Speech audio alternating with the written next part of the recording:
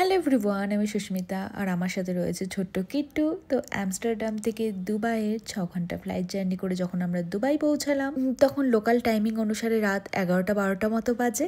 তো নেমে নেই আমাদের হাতে প্রায় 4 ঘন্টা মতো সময় ছিল। তো অনেকটাই হেঁটে হেঁটে যেতে হতো কারণ এয়ারপোর্টটা অনেকটাই বড়। তো খানিকক্ষণ হেঁটে যেতে না যেতেই একটা ফোনের দোকানের সামনে দাঁড়িয়ে ফোন কিনে নিয়েছিলাম। এবার এই ফোন কেনার পেছনেও বেশ একটা গল্প রয়েছে, সেটা বড় ব্লগে শেয়ার করব। তো তারপরে হাতে প্রায় 1 ঘন্টা মতো সময় ছিল।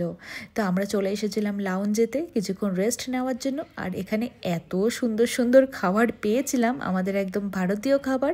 আমি তো হামলে পড়েছিলাম।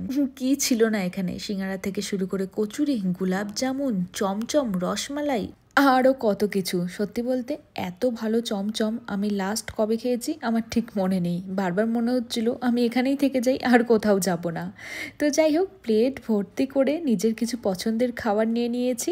ঝটপট করে খেয়ে নিয়ে বেরিয়ে পড়বো। হাতে যদি আরও কিছুটা সময় পেতাম বেশ ভালোই হতো, তাহলে একটু ভালো মতো করে শান্তি করে এত ভালো ভালো খাবার খাওয়া যেত।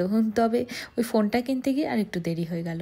তো এরপরে আমরা আবার আরেকটা ফ্লাইট নিয়ে নিয়েছিলাম, যেটা ব্যাঙ্গালোর পৌঁছতে প্রায় আমাদের 4 থেকে 4.5 ঘন্টা সময় নিয়েছিল।